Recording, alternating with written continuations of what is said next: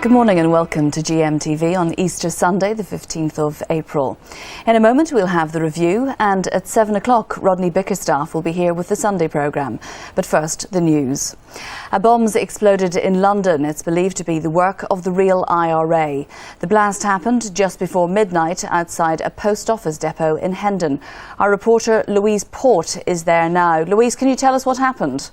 Well, what's being described as a bomb packed with around 1 pound of high explosives went off outside the sorting office here in Hendon in North London last night about 11:30. It had been placed outside a bricked-up doorway, and the anti-terrorist squad believes it's the work of the real IRA, as you said. Although no warnings were given, thankfully, though, there weren't any injuries, and damage here is minor, although the area is still cordoned off at the moment. Detectives are appealing for help from the public. Clearly, I am anxious to find anybody who was in the vicinity in the late evening, any time from perhaps 10 o'clock onwards, who may have seen anyone acting suspiciously. Louise, do you think this could be part of a pre-election bombing campaign? Well, Mr Fry has been saying for some time that he's been expecting the real IRA to hit the mainland. The real IRA first did attack the British mainland on June the 1st of last year, a bomb attack on Hammersmith Bridge. There have been a couple of other attacks since then, including the mortar bomb attack on the MI6 headquarters. And then last month, when BBC TV Centre was targeted, a taxi exploded outside the main front door. Dramatic scenes, as you can see there, as the taxi exploded. It's not thought this is actually a pre-election bombing campaign, but more perhaps a case of the real IRA wanting people to know that they are active and that they can attack whenever they want. Louise Port from Hendon, thank you for joining us. The 24 crew members of the US spy plane held in China for 11 days have arrived back at their home base. More than 10,000 people turned out to give them a hero's welcome. Here's Dave Betts.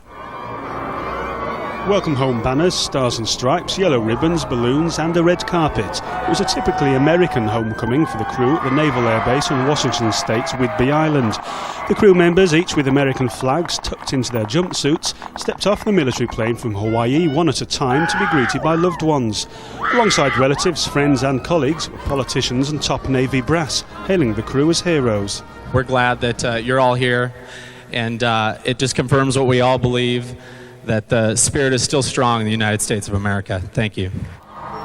The 21 men and 3 women will spend Easter with their families and start a month-long holiday. Tension between America and China about the incident is likely to continue for some time. The prime suspect in the Caroline Dickinson murder case is expected to face extradition to France following DNA tests. The British schoolgirl was raped and murdered while on a school trip to France in 1996. The man suspected of the killing, a Spanish waiter called Francisco Montes, was detained in America. Prince Edward and his wife Sophie could be ordered to give up all their business dealings or stop carrying out royal duties. A report this morning says the demand will come after a review ordered by the Queen. If the controversial couple decide to continue their business interests, they could face losing their royal perks, including money from the Queen, cheap accommodation and police protection. Tourism will lose £5 billion because of foot and mouth, according to new figures.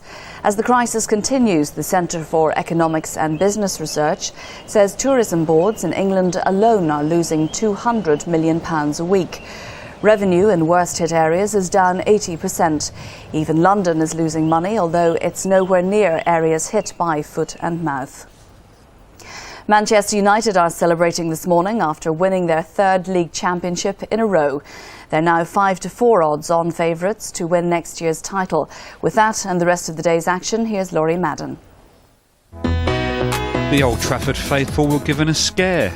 This second goal from Coventry's John Hartson was cancelled out by 2 from Dwight York, and the champions left it late to see off Coventry's challenge with a couple of outstanding goals from Ryan Giggs and then Paul Scholes. The surprise result of the day came at Highbury, where Middlesbrough went into a 2-goal lead, courtesy of 2 own goals from Arsenal. But Middlesbrough put the game beyond doubt when Hamilton Ricard scored a 3rd for 3 vital points.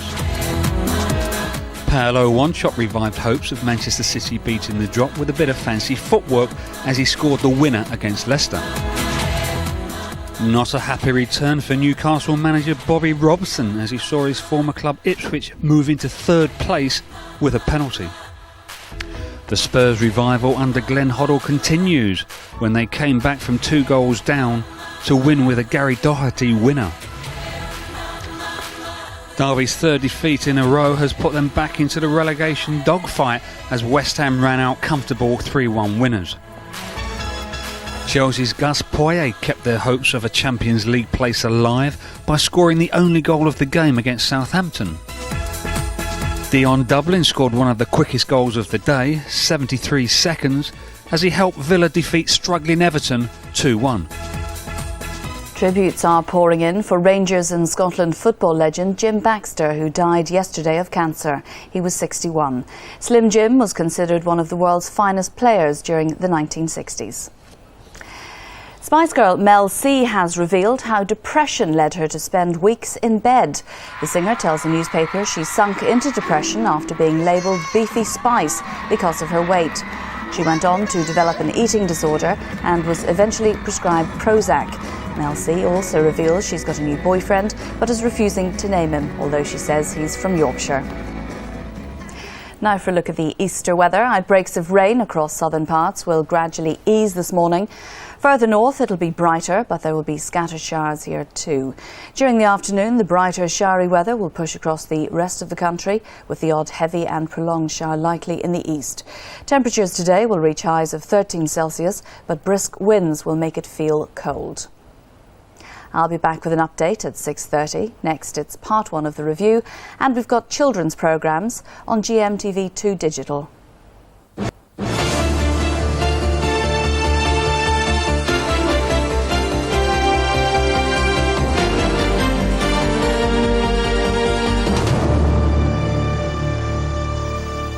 Hello, good morning. Welcome to the review this Easter weekend. I'm Anne Davis and this is Richard Law here with our regular look back at the week's news. Now, a little bit later on in the programme, with MPs calling for a review of the royal family, we'll be discussing whether we still need a monarchy. And then in part 2, as we of course celebrate Easter, I'll be meeting the woman who's found out so much about the real Jesus Christ. Do you know, she can even give us an idea of what he looked like. That's all to come. First of all, as ever though, we have a look at what's been making the week's headlines. MPs call for a review of the monarchy following last week's Sophie Gate scandal.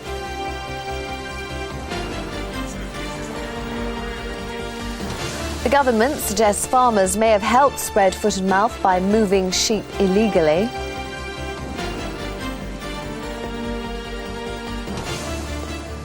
And the crew members of the spy plane that collided with that Chinese fighter jet return to the US. Well, our top story and the row over the monarchy sparked by last week's Sophie Gate scandal continued after MPs called for a reform of the monarchy and a slimmed down royal family. And a Commons motion calling for registration of the royal family's business interests came as the Countess of Wessex stepped down from her role as chairman of her PR firm. Well, Jane Chilton was at Sophie's first public appearance since the latest revelations. All eyes were on Sophie, Countess of Wessex, last night as she arrived in Glasgow with her husband Prince Edward for a performance by the National Children's Orchestra for Scotland. This was her first formal engagement since the so-called Sophie Gate scandal, when she made controversial remarks to an undercover reporter who was posing as a potential client for her PR firm. She made disparaging comments about Tony Blair and his wife Cherie, and gave her personal views on the lives of senior royals, including the Prince of Wales and Camilla. A political storm ensued, questioning the role of the royal family and their private business dealings. Since then, the Countess of Wessex has stepped down as chairman of her PR company until the matter's resolved.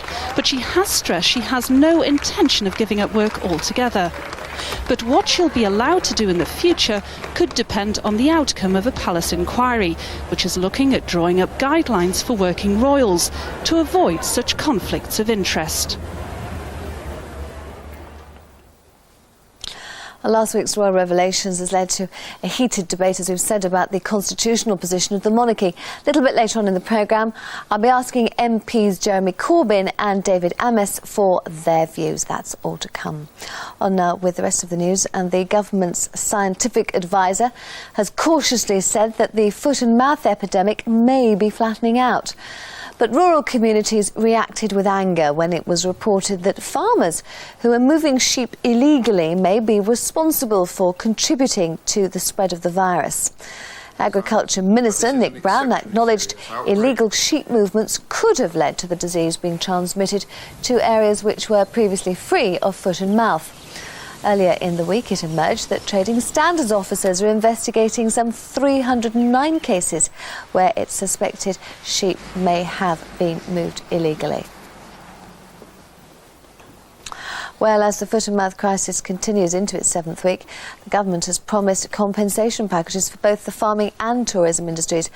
But speaking on GMTV, the opposition leader, William Hague, said that more money is needed now to prevent greater payouts in the future. It would be an interest-free loan, but in the vast majority of cases it would be paid back over the next few years. And yes, the government would have to write off some of the money.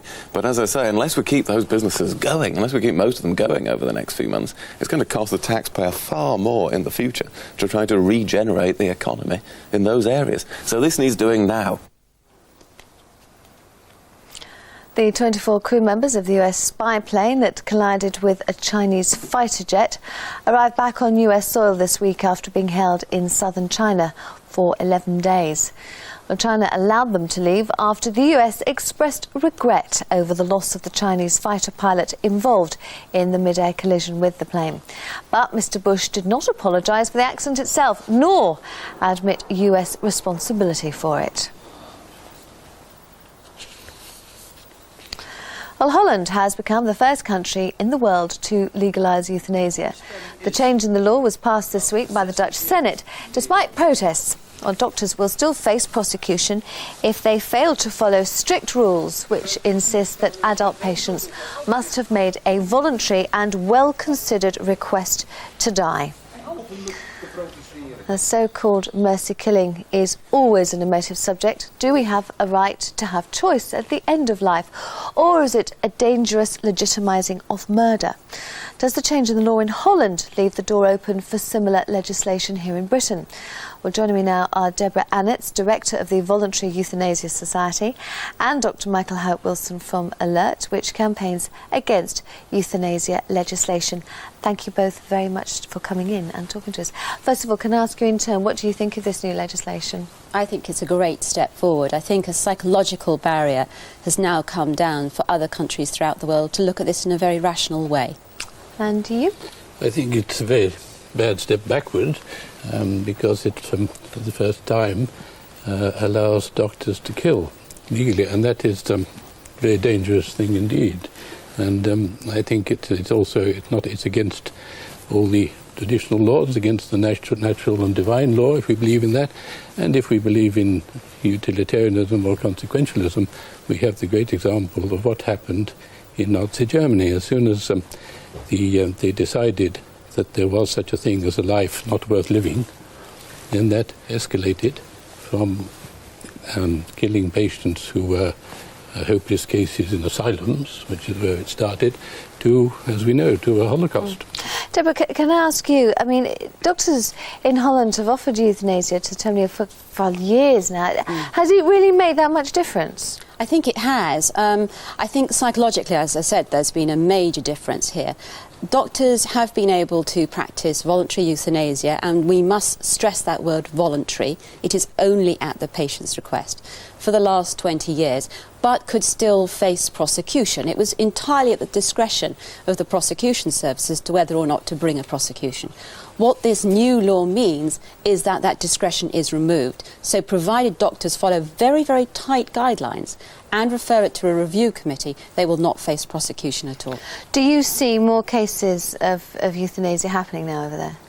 I think what's very interesting about the surveys which the Dutch have done is that where there is legalised voluntary euthanasia, there is far less non-voluntary euthanasia. Now, that's a technical term.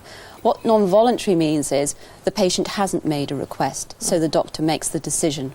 And if you look at Belgium, if you look at Australia, there is 3 times the level of non-voluntary euthanasia, which is actually quite scary for you or me. I'd much rather have my say. Thank you very much. And what did you answer that? Because presumably, I mean, we do hear things in this country, don't we, of somebody who's on a life support machine and agonising for people watching, and a decision is made not by them.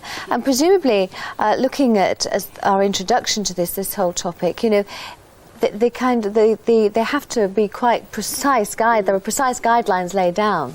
They're not precise. You see, first of all, it isn't true that there's been less non-voluntary euthanasia. I mean, first of all, the Remmelink Committee and then a number of surveys after that showed that there was an enormous amount of non-voluntary euthanasia in Holland. In fact, they were breaking the law anyway, but they were breaking the guidelines. And the other thing you have to remember is they put in guidelines, they put in unbearable suffering. Now, somebody tell me what exactly is unbearable suffering. Well, presumably that comes all down to choice, doesn't it? Because what's unbearable suffering to you might not be unbearable suffering to me. Exactly. And that comes down to that element of it has to be somebody's choice, because it's not up to somebody else to make that decision. So is it not our job as doctors to make people's suffering bearable? Is that not what our whole raison d'etre is? What's your answer to that, Deborah? In some circumstances, unfortunately, it's just not going to be good enough. You know, palliative care is a wonderful thing.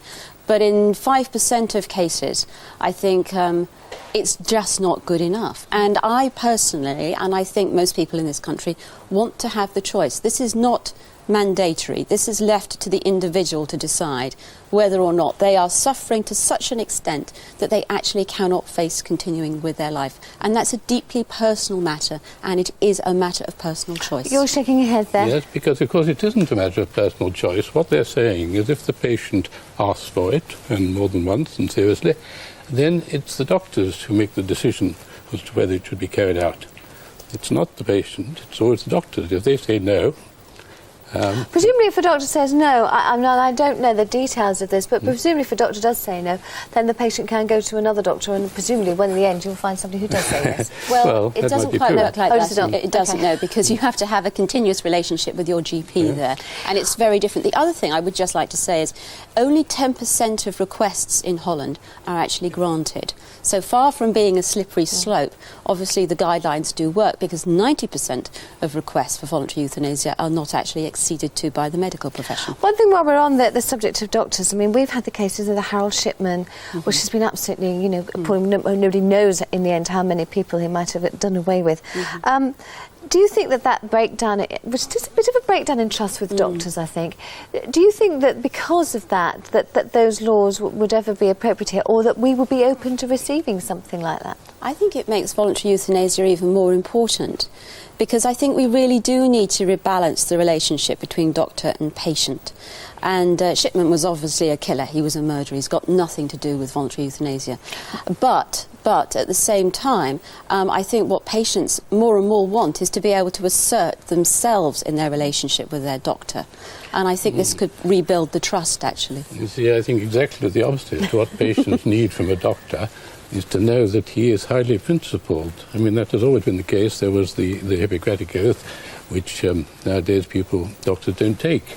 And certainly doctors start saying, but there are exceptions.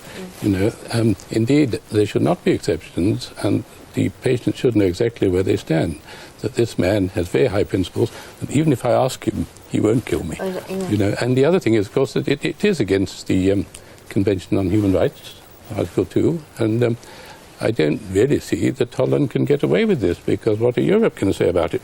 Well, I'm to ask you both one final question, but it has to be just a one-word answer. Do you think we'll see it over here? I think it will happen. Yes or no? I hope against hope that it won't.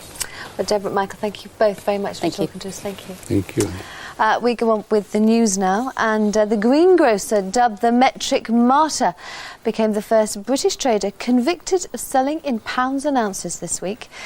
Steve Thorburn was found guilty of breaking the Weights and Measures Act after he refused to sell goods in kilos rather than in pounds. He could now face a massive legal bill if he decides to appeal. Jane Chilton has the details.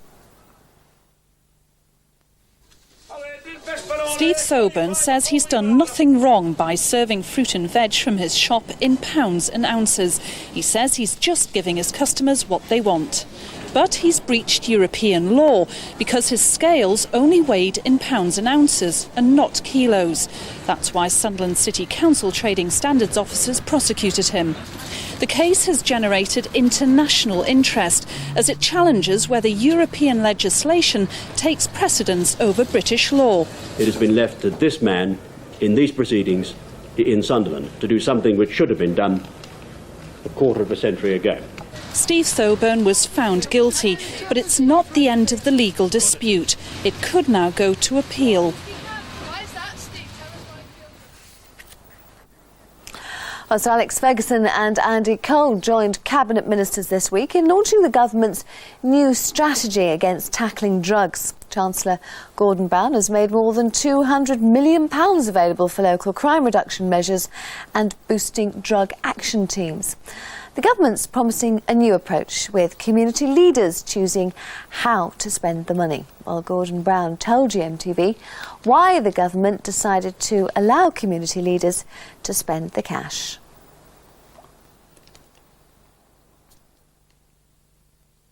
I was at a rally a few days ago and there was 20,000 people in Glasgow all marching against drugs, and I think in every community of the country there's hardly a family that is untouched, hardly a street that's untouched by drugs, and we've really got to work together to get rid of the menace.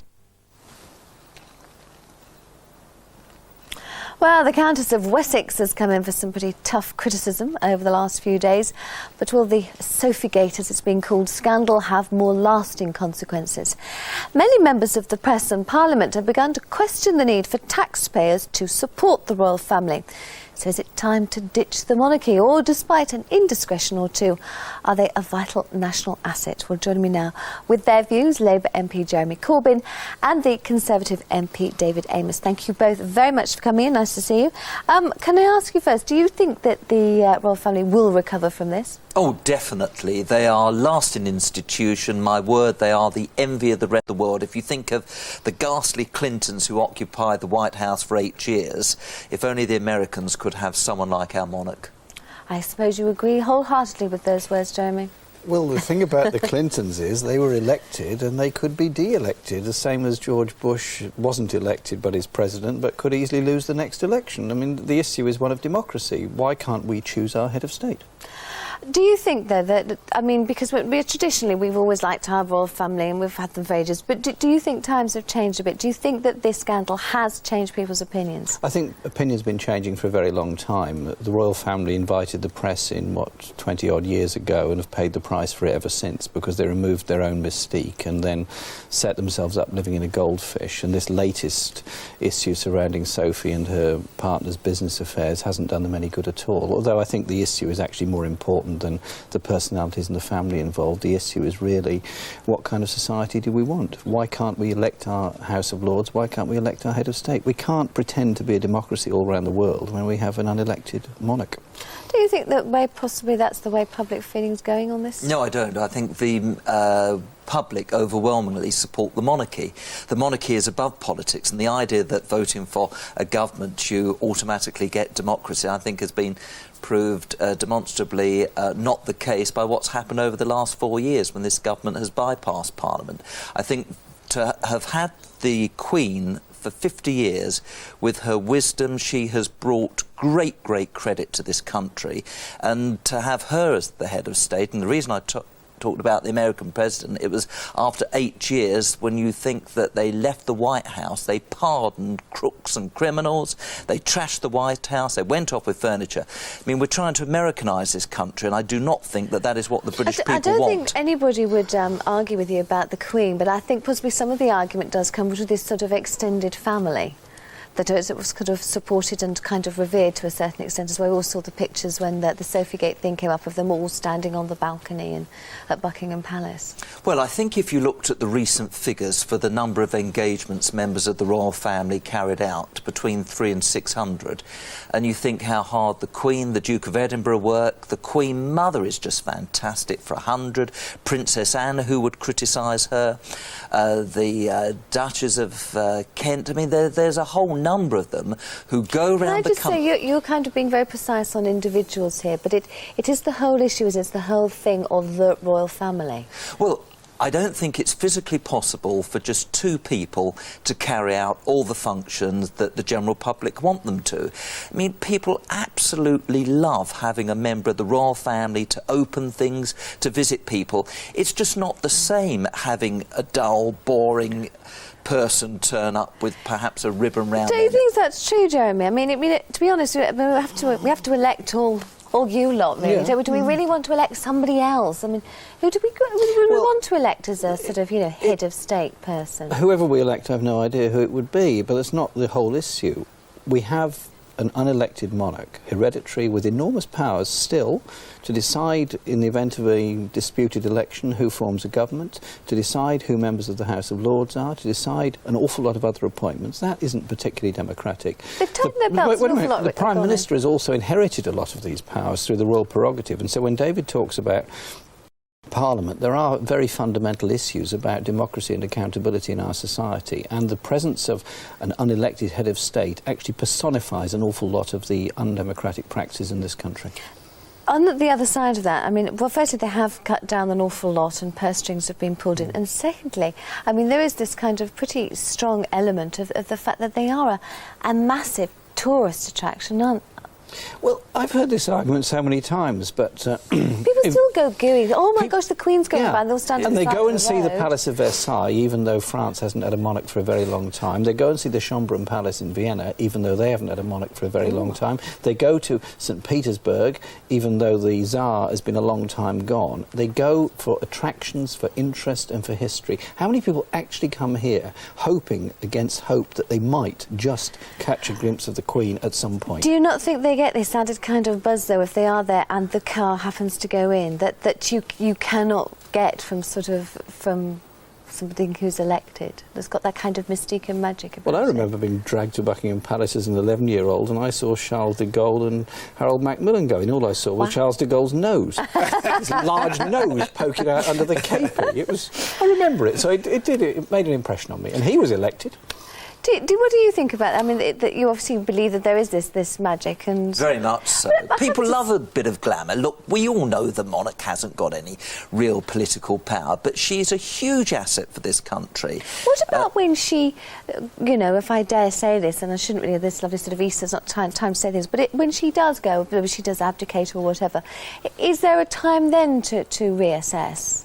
Well, look, obviously, all the time the role of the monarchy is being looked at, the practices that are followed, and of course she now pays income tax. I don't think anyone would argue with that, but the idea of replacing the monarch with the president would be an absolute disaster. I'm sick to death of all this talk about modernising the country, which at the end of the day, from what I've experienced over the past 4 years, is actually not anything at all to do with democracy. It's just people going ahead and paying lip service to what the general public want. The general public, I have no doubt at all, overwhelmingly want to have the monarch as our head of state. David, aren't you confusing your dislike of the current Labour government and everything that goes with it with fundamental arguments about democracy? How do you defend the idea that we're not allowed to elect the House of Lords, not allowed to elect head of state? Can I just pick up on that? Because, to be honest, there's almost 100% support for the monarchy, isn't there, from number 10 Downing Street?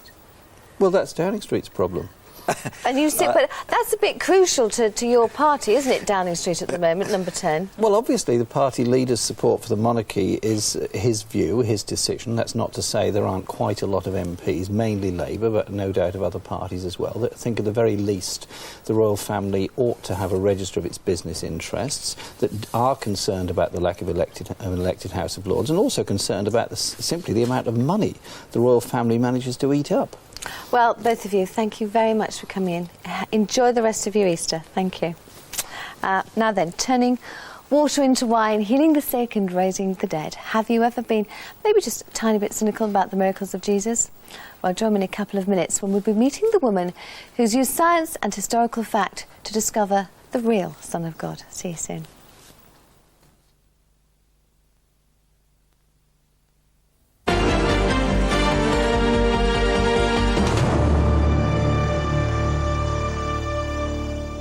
Good morning. A bomb's exploded in London. It's believed to be the work of the real IRA. The blast happened just before midnight outside a post office depot in Hendon. Our reporter Louise Port is there now. Louise, can you tell us what happened? Well, what's being described as a bomb packed with around 1 pound of high explosives went off outside the sorting office here in Hendon in North London. It went off around 11:30 last night. It had been placed outside a bricked-up doorway, and the anti-terrorist squad believes it's the work of the real IRA, as you said, although no warnings were given. Thankfully, though, there weren't any injuries and damage was minor. Detectives are appealing for help from the public. Clearly, I am anxious to find anybody who was in the vicinity in the late evening, any time from perhaps 10 o'clock onwards, who may have seen anyone acting suspiciously. Louise, do you think this could be part of a pre-election bombing campaign? Well, Mr. Fry's been predicting for quite some time that there's going to be an escalation of the attacks by the real IRA on the mainland. The first was in June last year on Hammersmith Bridge. That was followed by the rocket attack on MI6, and then last month, I'm sure you'll remember, a taxi packed with explosives went off outside the BBC television headquarters. Dramatic pictures, as you can see there. So it's probably not so much a pre-election campaign, but more of a case of the real IRA wanting people to know that they're still active and that they can strike any time, anywhere. Louise Port from Hendon, thank you for joining us. The 24 crew members of the US spy plane held in China for 11 days have arrived back at their home base. More than 11,000 people turned out to give them a hero's welcome. Here's Dave Betts. Welcome home banners, stars and stripes, yellow ribbons, balloons and a red carpet. It was a typically American homecoming for the crew at the Naval Air Base on Washington State's Whidbey Island. The crew members, each with American flags tucked into their jumpsuits, stepped off the military plane from Hawaii one at a time to be greeted by loved ones. Alongside relatives, friends and colleagues, politicians and top Navy brass, hailing the crew as heroes. We're glad that you're all here, and it just confirms what we all believe, that the spirit is still strong in the United States of America. Thank you. The 21 men and 3 women will spend Easter with their families and start a month-long holiday. Tension between America and China about the incident is likely to continue for some time. The prime suspect in the Caroline Dickinson murder case is expected to face extradition to France following DNA tests. Samples taken from Francisco Montes in America have confirmed he's the prime suspect for the raping and murdering of the British schoolgirl Aileen Taylor now reports. It is the breakthrough Caroline Dickinson's parents have hoped for 5 years, though there are many hurdles ahead. Wouldn't like to say anything that's going to prejudice the continuing investigation and the legal processes, but we're very happy with the way things are at the present time. Caroline Dickinson was 13 when she was raped and suffocated as she slept in this hostel during a school trip to France. DNA samples taken at the scene are, say French authorities, very similar to those taken from a prime suspect, Francisco Montes. Montes, a Spanish waiter, is being held in the United States on an unrelated charge after being arrested at this hostel in Florida last month. His name was spotted by an immigration officer who read about Caroline's case while on holiday in Britain. The French authorities are now expected to call for Montes to be extradited to France. Prince Edward and his wife Sophie could be ordered to give up all their business dealings or stop carrying out royal duties. A report this morning says the demand will come after a review ordered by the Queen. If the controversial couple decide to continue their business interests, they could face losing their royal perks, including money from the Queen, cheap accommodation and police protection. Manchester United are celebrating this morning after winning their 3rd league championship in a row. They're now 5-4 odds-on favourites to win next year's title. With that and the rest of the day's action, here's Laurie Madden. The Old Trafford faithful were given a scare. This second goal from Coventry's John Hartson was cancelled out by 2 from Dwight York, and the champions left it late to see off Coventry's challenge with a couple of outstanding goals from Ryan Giggs and then Paul Scholes. The surprise result of the day came at Highbury, where Middlesbrough went into a 2-goal lead, courtesy of 2 own goals from Arsenal. But Middlesbrough put the game beyond doubt when Hamilton Ricard scored a third for 3 vital points. Paolo One-Shot revived hopes of Manchester City beating the drop with a bit of fancy footwork as he scored the winner against Leicester. Not a happy return for Newcastle manager Bobby Robson as he saw his former club Ipswich move into 3rd place with a penalty. The Spurs revival under Glenn Hoddle continues when they came back from 2 goals down to win with a Gary Doherty winner. Derby's 3rd defeat in a row has put them back into the relegation dogfight as West Ham ran out comfortable 3-1 winners. Chelsea's Gus Poyet kept their hopes of a Champions League place alive by scoring the only goal of the game against Southampton. Dion Dublin scored one of the quickest goals of the day, 73 seconds, as he helped Villa defeat struggling Everton 2-1. Tributes are pouring in for Rangers and Scotland football legend Jim Baxter, who died yesterday of cancer. He was 61. Slim Jim was considered one of the world's finest players during the 1960s. There'll be more news at 7 o'clock. Now it's time for part 2 of the review.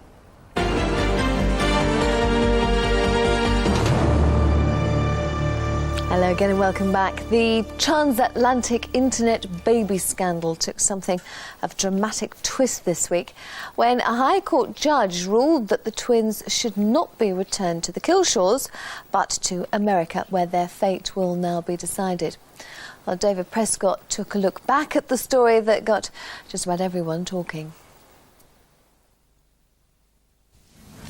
GMTV was the first to tell you how Alan and Judith Kilshaw found the twins advertised on the internet.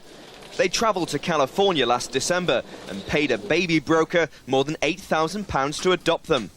But as our pictures flashed across the world, a tangled tale emerged. Californian couple Richard and Vicky Allen claimed they were set to adopt the twins and accused the Kilshaws of kidnapping the babies. They confronted each other live on GMTV. I didn't know they were with the Allens. But you met Vicky's brother. You met Vicky's brother. That is a lie, ma'am. That's a lie. But they were both to lose.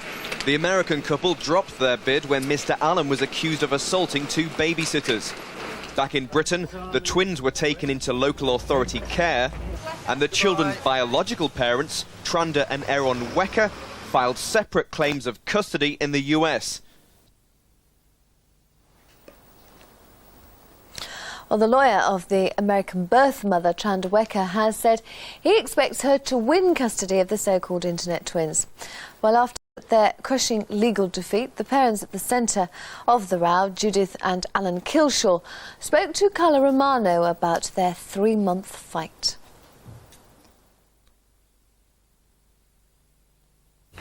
I did not buy them over the internet. What I did, well, my daughter actually did it, so if anyone's guilty of it, it's not me. She actually went on a computer and got the addresses and the phone number of the agencies.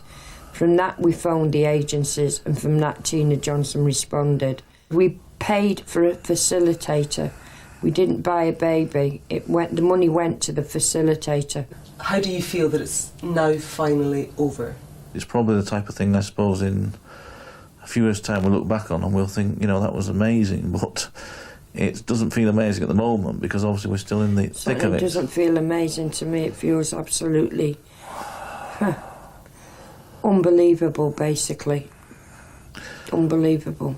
Yeah, and I don't mean that in a good sense, I mean it in a very bad sense. I don't want to adopt in England. I think, well, I know that I wouldn't want any social service involvement. I didn't want someone coming round every week watching, because they know every single movement down.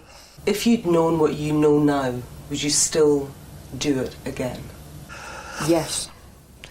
Yes. Well, if we knew what we know now, we'd be in a much better position to do it. No, but I'd still do it again. I think do it again. A lot of the things that happened to us were basically down to bad luck in many ways. You know, the Tina Johnson thing, she was a bad person. That's what spiralled it. We could have known that. We would have no way of really checking or knowing. Then there was the, Tramder taking the kids away from Richard Allen. Well, again, we knew nothing. We couldn't really easily have changed that.